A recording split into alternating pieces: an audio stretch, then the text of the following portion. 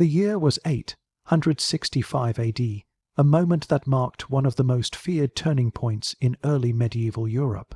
As the autumn fog rolled over the cold rivers of Northumbria, terrified villagers watched long serpents of carved wood push silently through the grey water. These were the Viking longships of the Great Heathen Army, a force unlike anything Anglo-Saxon England had ever seen.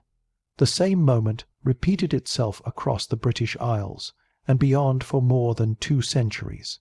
Behind every raid, every burning settlement, and every battlefield victory was a fate more horrifying than death for the women left behind after the warriors of their tribes or kingdoms were defeated.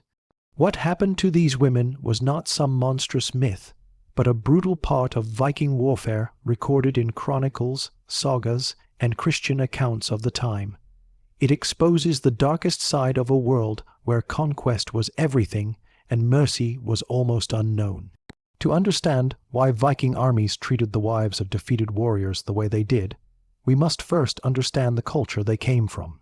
Across Scandinavia, from the rocky fjords of Norway to the icy shores of Denmark and Sweden, Viking society was built on honor, vengeance, and the pursuit of glory. Men were raised for war. They grew up hearing stories of legendary raiders whose names were sung for centuries. For them, strength was a measure of worth, and weakness was a kind of death long before the grave. In this atmosphere, the idea of conquering another community did not simply mean defeating its fighters. True victory meant breaking the spirit of its survivors and erasing any chance that those survivors could rise again. And for Vikings, the most powerful way to achieve that was through the women. In Viking society, women were not merely family members. They represented lineage, inheritance, continuity. A man's wife carried his bloodline, his daughters carried his alliances, his sisters carried his political future through strategic marriages.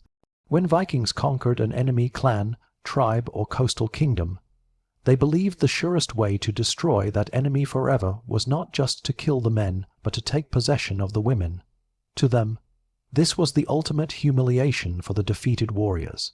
Imagine a king watching from the battlefield as his warriors were cut down, then realizing his own family would fall into the hands of the invaders. That was a fate far worse than death in their eyes.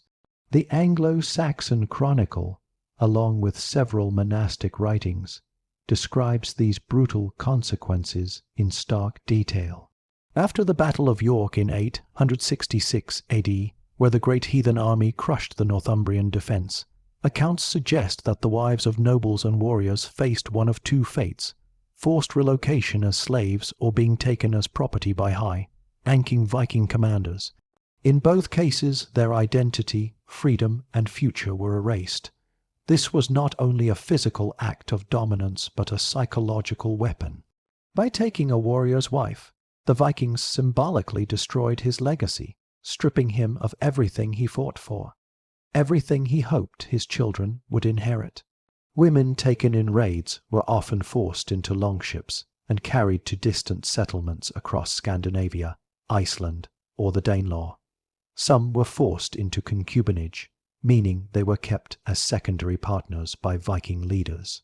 Others were taken to be traded in the thriving slave markets of Hedeby and Dublin. To the Viking mind, this was not cruelty for cruelty's sake. It was strategy. It served as a warning to all who might resist in the future. Stand against the raiders, and not only will you die, but your family will be carried into an unknown and terrifying world from which there was no return. Shockingly, some of the most detailed accounts come from the writings of Christian monks who witnessed raids firsthand. The image they paint is one of total devastation.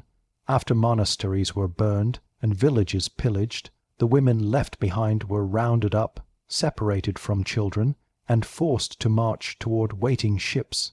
Many did not survive the journey. Those who did were thrust into a life without identity or hope, their past erased as completely as the ashes of their homes. Yet there is also a deeper cultural reason behind these acts. In Viking belief, a warrior gained status through conquest. Taking an enemy's wife symbolized complete victory, a sign that the defeated man had failed to protect his family, his honor, his entire household. The sagas often mention this as a point of pride for raiders. To them, humiliation of the enemy was just as important as victory itself.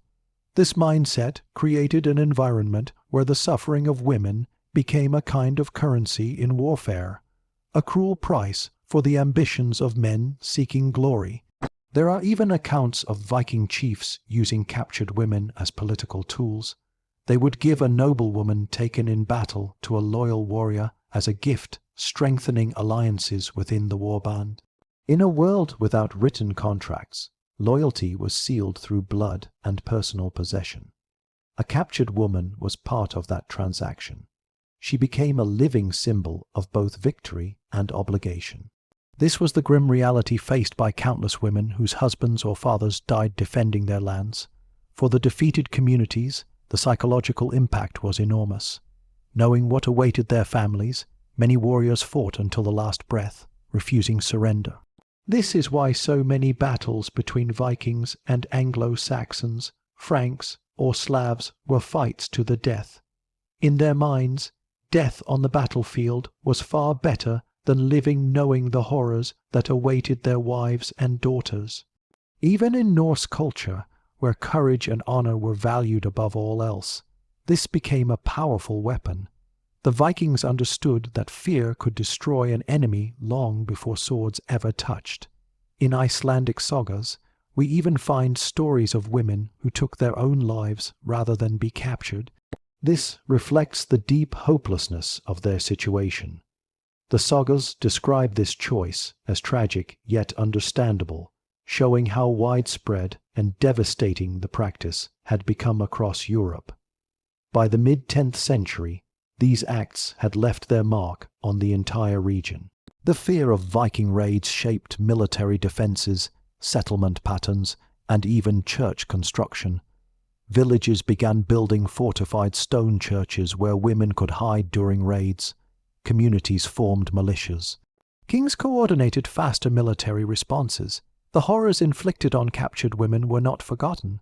They became part of cultural memory, shaping policies, laws, and eventually contributing to the formation of stronger European kingdoms. This period reveals one of the darkest truths of Viking history. Behind the myths of exploration, trade, and seafaring brilliance lies a brutal legacy of suffering inflicted on the most vulnerable. And nowhere is that legacy more haunting than in the fate of the wives of defeated warriors. By the year 873 AD, word of Viking brutality had spread across Europe like a dark wind. From the frost-covered villages of Mercia to the coastal settlements of the Franks, people whispered the same fear-filled stories about what happened after a Viking victory.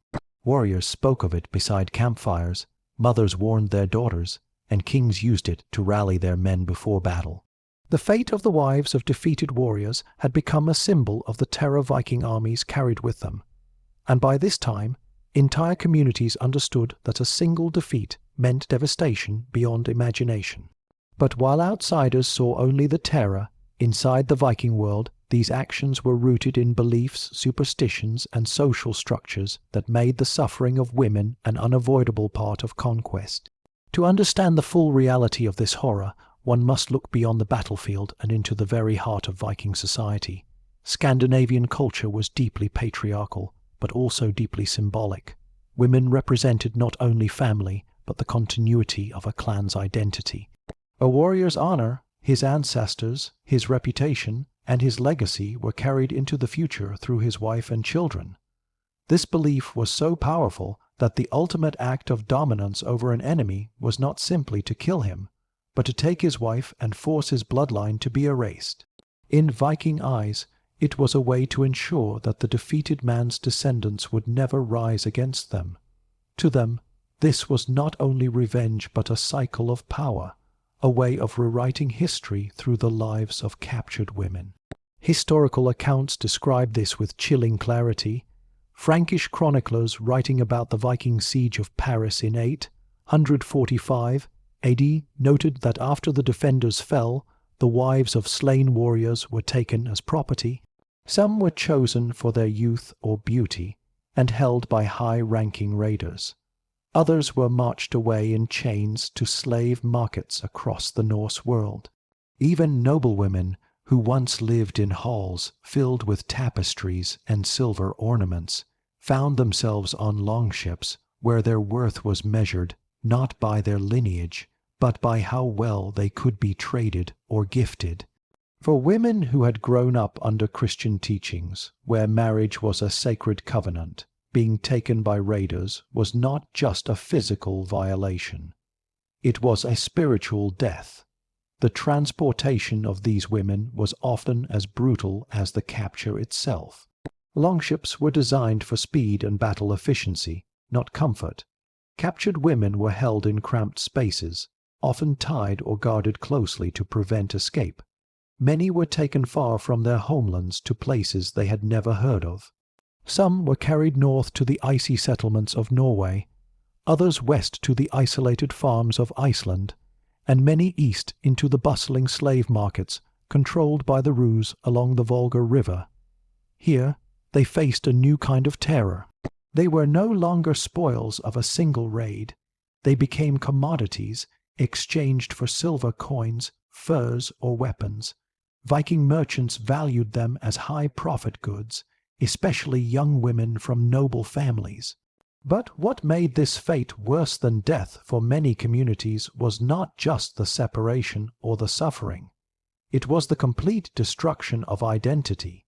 In Viking society, a woman taken from her home became a thrall, a person with no legal rights, no family name, and no future of her own choosing.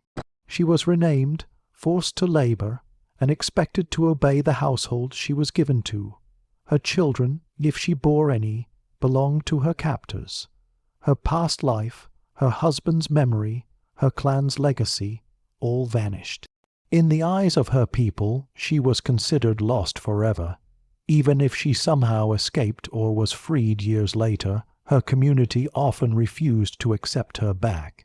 They feared that she carried the influence of the raiders or the shame of captivity, a disgraceful stain in societies where honor was everything. That isolation, that forced exile from one's own identity, was a wound far deeper than any sword could inflict.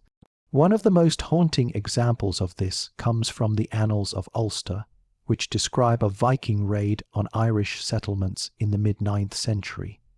After the warriors of one clan were killed defending their coastal homes, the women were rounded up and taken aboard several longships. As the ships pushed off, a group of women were seen throwing themselves into the sea rather than be taken. Their despair was so overwhelming that drowning was preferable to the life awaiting them. Monks who watched from the cliffs wrote about the wails that echoed across the water, describing it as the sound of a world ending. Inside the Viking world, these acts were not hidden.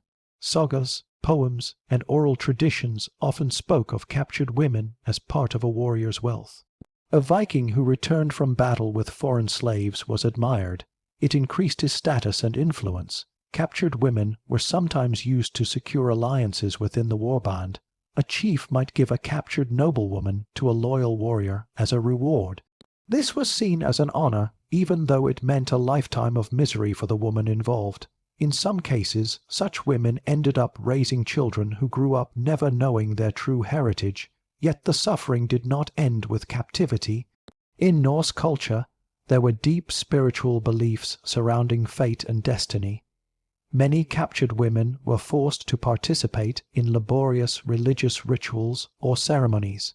Norse pagan households were strict and demanding, and women were expected to uphold sacred duties in offerings, household management, and seasonal feasts. Failure to obey could result in punishment or even death. For Christian women, being forced into pagan rituals was seen as a spiritual corruption, adding an additional layer of terror to their captivity. The psychological warfare this created was immense. Kings and warlords across Europe realized that resisting the Vikings meant risking not just their own lives, but the eternal suffering of their families. This fear led to new strategies. Some rulers chose to pay the Vikings instead. delivering huge amounts of gold and silver to spare their people. This was known as Danegeld, but even these payments did not always protect them. When the Great Heathen Army swept across England, many villages paid gold only to be raided again months later. The fear of what would happen to their wives kept entire regions in a state of submission. The consequences went even further. Communities began altering their defensive structures. Churches were reinforced with stone, towers added for visibility, and fortified refuges built where women and children could hide during raids. Some settlements developed sophisticated early warning systems, using horn blasts or watchfires to signal incoming longships. The terror inflicted on women had reshaped architecture, military strategy, and social behavior across Europe. Even law codes changed. In some regions, new rules were created to punish communities that failed to protect noblewomen during invasions, reflecting the increasingly desperate struggle to shield families from Viking brutality. In the Norse world, meanwhile, the number of female thralls grew so large that it affected their economy. Some Viking households became dependent on slave labor. Captured women performed the hardest work, from grinding grain and tending animals to weaving, cooking, and maintaining farms while the men were away on raids. Their silent suffering was the backbone of Viking prosperity. Without them, many Viking settlements could not function. This was another reason the raiders continued to target women. They provided economic stability as well as political leverage. By the end of the 9th century, Europe was locked in a cycle of fear and resistance. Kings hired mercenaries, monasteries trained armed guards, and entire villages lived with the constant dread of sails appearing on the horizon. For the Vikings, the capture of women had become a tool more powerful than any sword. For the people they conquered, it was a nightmare that lived on in memory, shaping generations. By the early 10th century, the shadow of the Viking world stretched from the icy shores of Norway to the riverbanks of France, from the green fields of England to the distant markets of the East. Across this vast landscape, the same heartbreaking reality echoed from village to village. The wives of defeated warriors had become the most vulnerable victims of a system built on conquest, economic power, and cultural domination. What happened to them after their husbands fell was not only a story of suffering, but a story of transformation, as these captive women became the unseen foundation of the Norse world and the silent force behind its expansion. The heart of this tragedy lay in the Viking concept of honor and ownership. In Norse society, everything had value, from weapons and land to livestock and human beings. When Vikings defeated an enemy, they believed the spoils rightfully belonged to them by divine will. The gods, especially Odin and Frey, were thought to bless warriors with wealth gained through battle.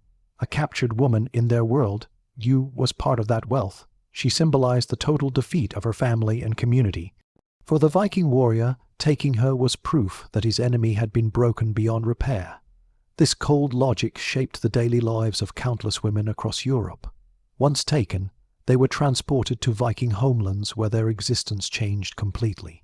In settlements like Hedeby, Ribe, Birka, and Koppang, these women were absorbed into a society structured around strict social hierarchies. They became thralls, positioned at the lowest level. In legal terms, they were property. They had no right to choose their work, their home, or their relationships. Their identities were erased the moment they stepped onto Norse soil. Historical records from Arab travelers such as Ibn Fadlan, who encountered Viking traders along the Volga River in 921 AD, describe scenes that underline the harshness of their lives. He noted that Viking merchants traveled with large numbers of enslaved women who were used in domestic labor, sold in markets, or kept as partners by the raiders themselves. His descriptions reveal a world where these women lived in small, crowded wooden huts, cooking, cleaning, weaving, and serving their captors without rest. Their voices were rarely heard, yet their labor sustained entire communities. Some of the most painful stories come from archaeological findings. In Iceland, for example, Genetic studies have shown that many Viking families descended not from Scandinavian women, but from captured women taken from the British Isles and Ireland. This means that behind the heroic sagas of Iceland's founding lies a darker truth. Many of the first mothers of Icelandic lineages were women taken during raids, transported on longships, and forced into new lives far from home. Their stories were rarely written down, but the trace of their suffering remains in the very bloodlines of the Norse diaspora. Beyond labor and concubinage, these women faced another deeply traumatic reality. Their captors often used them as tools for strengthening political and social alliances. When a Viking chieftain wanted to reward a loyal warrior, he sometimes gave him a captured woman to cement their bond. In societies where written contracts were rare, personal relationships were the foundation of power. A woman, therefore, became a living guarantee of loyalty. This practice stripped her not only of freedom, but of her humanity, reducing her existence to a symbol in someone else's political game. One chilling example comes from the annals of St. Bertin, where a Frankish writer recorded that after a Viking victory in 845 AD, several noblewomen were used as bargaining pieces in negotiations between rival Viking leaders. They were not seen as individuals but as prizes, their fate determined by the shifting alliances of men seeking dominance. This was the reality of many captured women, passed from owner to owner, their lives shaped by political motives far beyond their comprehension. But even in captivity, the emotional devastation they carried was perhaps the heaviest burden. Many had watched their husbands and brothers die in battle. They had seen their villages burned, their children torn from their arms, their religious symbols destroyed. Then they were forced into a society with unfamiliar customs, harsh climates, and a religion completely different from their own. A Christian woman, raised to believe that marriage was sacred and that suffering held spiritual meaning, found herself condemned to a life she believed endangered her soul. Pagan rituals, sacrifices, and prayers to Norse gods added an invisible terror to their daily existence. Yet for Viking households, these women were essential. Their work made the farms productive, the homes warm, and the warrior culture sustainable. While Viking men sailed across oceans seeking gold and glory, it was often the captured women who kept the settlements functioning. They maintained the livestock, cooked meals, made clothing, and prepared feasts for the warrior's return. Their suffering became woven into the success of the Norse world, silently supporting a culture that saw them only as tools. This cruel system also created long-term psychological scars in the regions the Vikings raided. Communities learned to fear not only death on the battlefield, but the thought of their wives meeting such a fate. This fear hardened their resolve. It influenced kings like Alfred the Great of Wessex, who reorganized his entire kingdom to withstand Viking attacks. Alfred built fortified towns, known as burhs, across his territory. These strongholds were designed not only to defend land but to protect families, especially women.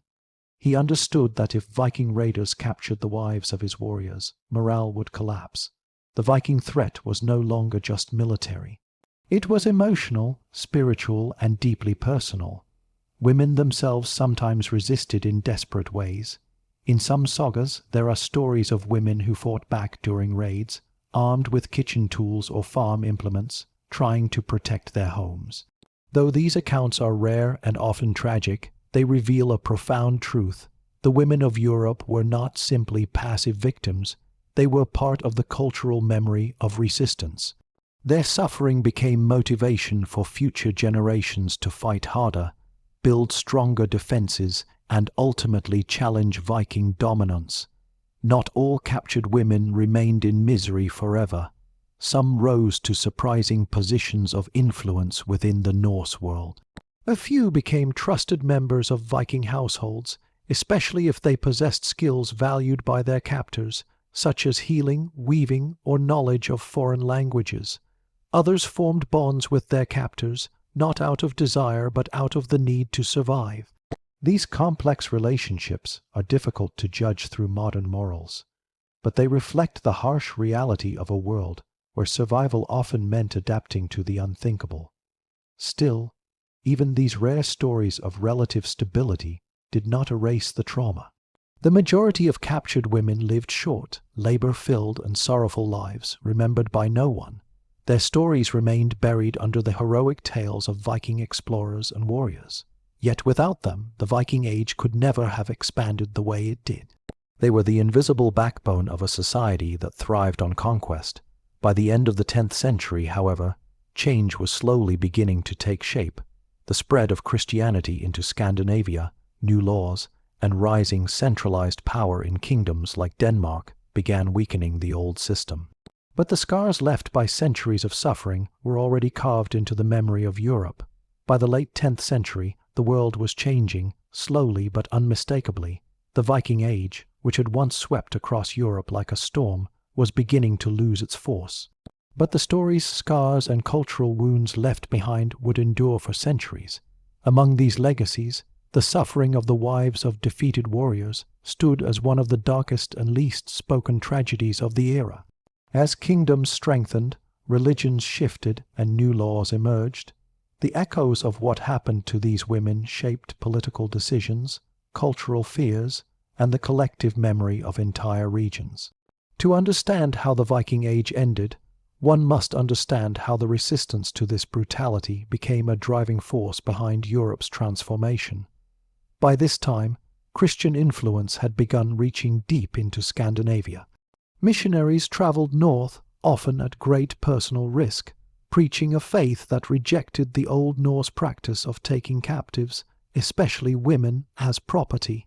Though they were often ignored at first, their words gradually took hold in societies where trade was becoming more important than raiding.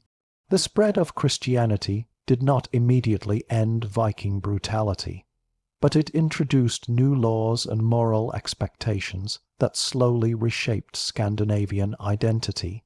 Kings like Harald Bluetooth of Denmark began passing decrees intended to limit the enslavement of Christian women taken in foreign raids, not out of kindness, but to strengthen alliances and reduce conflict with powerful kingdoms such as the Franks and Anglo-Saxons.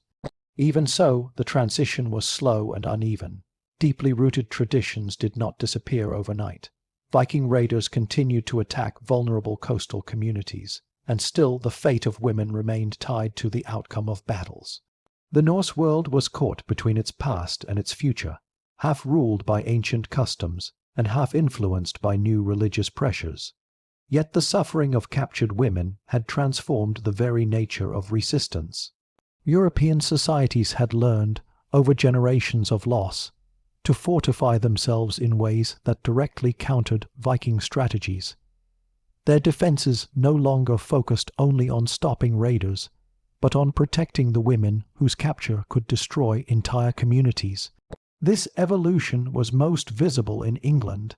After years of suffering catastrophic defeats, the Anglo-Saxons had become hardened, disciplined, and strategic. They built fortified towns, trained consistent armies, and established early warning systems along the coast. Their determination came not only from the desire to defend land, but from the knowledge of what happened when their wives were captured. Every fighter who stood on the battlefield carried with him the memory of women taken in earlier raids, the empty homes, the silent grief. That trauma forged a new kind of courage, one born not from pride, but from fear, transformed into resolve, when King Aethelred the Unready ordered the St. Brice's Day massacre in 1002 AD, in which Danes living in England were killed to prevent rebellion, part of his motivation came from decades of suffering inflicted on English families. The fear of Viking retaliation was immense, but so was the anger that had built up from generations of cruelty, especially toward women. Although the massacre itself was brutal and historically controversial, it reflects how deeply the Viking threat had embedded itself into the psychology of England. The violence inflicted on women had ripple effects that shaped even the darkest decisions of kings. Meanwhile, in the Norse world, many captured women were still living silent lives of sorrow, their stories unwritten and their pain unacknowledged. Yet some signs of change began appearing in Icelandic law codes and Scandinavian cultural practices. As Christianity spread, the concept of marriage, family structure, and personal rights began shifting. The taking of women as spoils of war became less publicly accepted, though it still occurred in some regions. A societal struggle was unfolding between old traditions rooted in conquest and new beliefs grounded in faith and morality. The turning point came when Scandinavian leaders realized that their power no longer depended solely on raiding. Trade had become a dominant economic force. Ports like Hedeby, Ribe, and Birka developed into major commercial centers, attracting merchants from the Middle East, Byzantium, and across Europe. These traders brought wealth, culture, and ideas that slowly changed Norse society. The barbaric practices of earlier centuries no longer aligned with the economic interests of emerging kingdoms.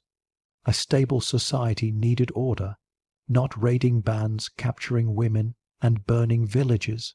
Gradually, the practice of taking foreign women as property became less common, not because compassion grew, but because it became less profitable and more politically risky.